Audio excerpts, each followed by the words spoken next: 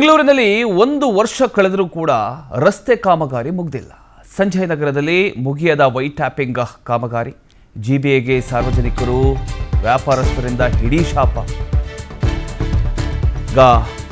ಸಾರ್ವಜನಿಕರು ಹಾಗೂ ವ್ಯಾಪಾರಸ್ಥರು ಜಿಬಿಎಗೆ ಹಿಡಿ ಶಾಪ ಹಾಕ್ತಾ ಇದ್ದಾರೆ. 10% ಮಾತ್ರ ಕಾಮಗಾರಿ ಉಳಿದಿದೆ ಅಂತ ಜಿಬಿಎ ಹೇಳ್ತಾ ಇದೆ.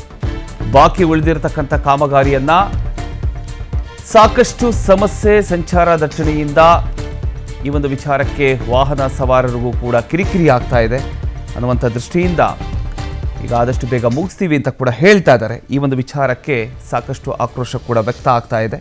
ರಾಜಧಾನಿ ಬೆಂಗಳೂರಿನ ಸಂಜಯ್ ನಗರದಲ್ಲಿ ವೈಟ್ ಟ್ಯಾಪಿಂಗ್ ಕಾಮಗಾರಿ ಆರಂಭವಾಗಿ 1 ವರ್ಷ ಕಳೆದರೂ ಇನ್ನೂ ಕೂಡ ಪೂರ್ಣಗೊಳ್ಳದಿರತಕ್ಕಂಥದ್ದು ಸಾರ್ವಜನಿಕರ ಆಕ್ರೋಶಕ್ಕೆ ಕಾರಣ ಆಗಿದೆ. ಅಪೂರ್ಣ ಕಾಮಗಾರಿಯಿಂದ ವಾಹನ ಸವಾರರು, ಸ್ಥಳೀಯರು ಹಾಗೂ ವ್ಯಾಪಾರಸ್ಥರು ನಿತ್ಯ ಸಮಸ್ಯೆಯನ್ನ ಎದುರಿಸ್ತಾ ಇದ್ದಾರೆ. ಸಂಜಯ್ ನಗರದ ಪ್ರಮುಖ ರಸ್ತೆಗಳಲ್ಲಿ ನಡೀತಿರ್ತಕ್ಕಂಥ ವೈಟ್ ಟ್ಯಾಪಿಂಗ್ ಕಾಮಗಾರಿ ಇನ್ನೂ ಕೂಡ ಪೂರ್ಣಗೊಂಡಿಲ್ಲ. ಕಾಮಗಾರಿ ಬಹುತೇಕ ಮುಗ್ದಿದ್ದು ಕೇವಲ 10% ಕೆಲಸ ಮಾತ್ರ ಬಾಕಿ ಇದೆ ಅಂತ ಇದೀಗ ಜಿಬಿಎ ಅಧಿಕಾರಿಗಳು ಹೇಳ್ತಾ ಇದ್ರು ಕೂಡ ಉಳಿದಿರತಕ್ಕಂಥ ಕಾಮಗಾರಿಯೇ ದೊಡ್ಡ ತೊಂದರೆ ಉಂಟು ಮಾಡ್ತಿದೆ ಅಂತ ಸ್ಥಳೀಯರು ಆರೋಪ ಮಾಡ್ತಾ ಇದ್ದಾರೆ.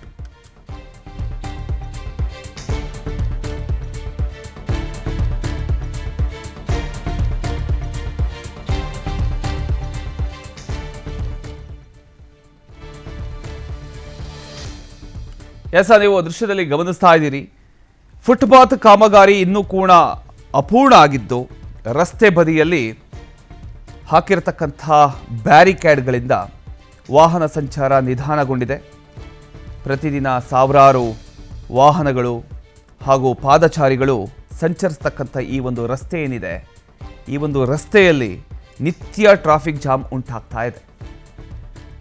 ಇದರ ಜೊತೆಗೆ ರಸ್ತೆ ಬದಿಯ ವ್ಯಾಪಾರಸ್ಥರು ಕೂಡ ಗ್ರಾಹಕರ ಸಂಖ್ಯೆ ಕಡಿಮೆಯಾಗಿ ವ್ಯಾಪಾರಕ್ಕೆ ಭಾರೀ ಹೊಡೆತ ಬಿದ್ದಿದೆ ಅಂತ ಅಳಲನ್ನು ತೋಡ್ಕೊಳ್ತಾ ಇದ್ದಾರೆ. ಕಾಮಗಾರಿ ಶೀಘ್ರ ಪೂರ್ಣಗೊಳಿಸಬೇಕು ಅಂತ ಜಿಬಿಎಗೆ ಆಗ್ರಹಿಸ್ತಾ ಇದ್ದಾರೆ.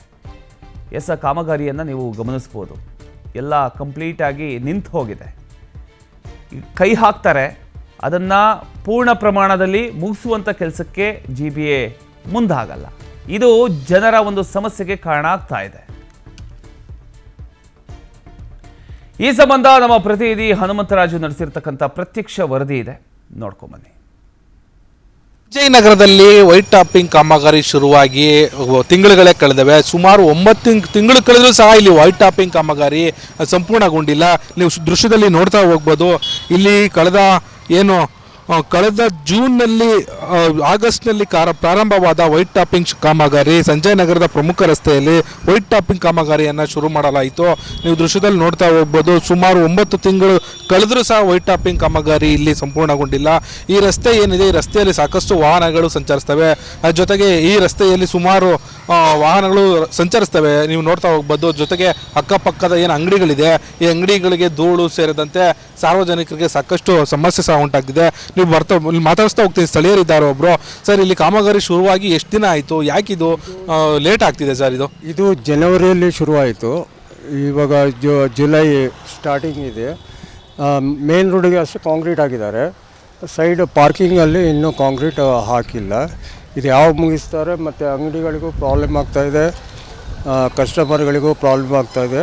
ಎಲ್ಲಿ ಆ ಕಡೆ ಹೋಗ್ಲಿಕ್ಕೊಂಡಿದ್ದು ಆಗಸ್ಟ್ 15 ಆಗಸ್ಟಲ್ಲಿ ಅಂತ ಹೇಳ್ತಿದ್ದಾರೆ. ಆಗಸ್ಟಲ್ಲಿ ಅಂದರೆ ನೀವೇ ಇದು ಮಾಡ್ಬೋದು. ಆಲ್ಮೋಸ್ಟ್ 1 ವರ್ಷ ಆಗ್ತಾ ಬಂತು. ಸಾರ್ವಜನಿಕರು ಯಾರೂ ಏನು ಪ್ರಶ್ನೆ ಮಾಡ್ತಾ ಇದ್ದಾರೆ, ಬಟ್ ಯಾರು ಸರಿಯಾಗಿ ಸ್ಪಂದಿಸ್ತಾ ಇಲ್ಲ. ಅದು ಒಂದು ಇದಾಗಿದೆ. ಸೊ ಅಧಿಕಾರಿಗಳು ಏನು ಹೇಳ್ತಾರೆ ಸರ್? ಅಧಿಕಾರಿಗಳು ಅದು ಇವ್ರಿಗೆ ಕೂತು ಯಾರು ಇಲ್ಲಿ ತೊಗೊಂಡಿದ್ದಾರೆ ಕಾಂಟ್ರಾಕ್ಟು, ಅವರಿಗೆ ನೀವು ಕೇಳಬೇಕು. ತುಂಬ ಟ್ರಾಫಿಕ್ಕಿಂದ ಕೂಡಿರುತ್ತೆ ರೋಡ್ ಮೊದಲೇ. ಅದ್ರ ಜೊತೆಗೆ ಇಲ್ಲಿ ರಸ್ತೆ ಇದೆ. ಅಂಗಡಿ ಹೋಗಿ ಏನು ನಾವು ವೆಜಿಟೇಬಲ್ಸು ಏನು ತೊಗೊಂಡು ಬರಲಿಕ್ಕೂ ಆಗಲ್ಲ. ಮೇಲಂದರೆ ಗಾಡಿ ಪಾರ್ಕಿಂಗ್ ಮಾಡಲಿಕ್ಕೆ ಆಗಲ್ಲ. ಸೊ ಎಲ್ಲ ಕಡೆ ಬ್ಲಾಕ್ ಮಾಡಿದ್ದಾರೆ. ಕ್ರಾಸ್ ರೋಡ್ಗಳು ಬ್ಲಾಕ್ ಆಗಿದ್ದಾರೆ. ಅಂದರೆ ಮೇನ್ ಇದನ್ನಷ್ಟೇ ಟ್ಯಾಪಿಂಗ್ ಮಾಡಿದ್ದಾರೆ ಕಾಂಕ್ರೀಟು. ಪಾರ್ಕಿಂಗ್ ಜಾಗದಲ್ಲಿ ಇನ್ನೂ ಮಾಡಿಲ್ಲ.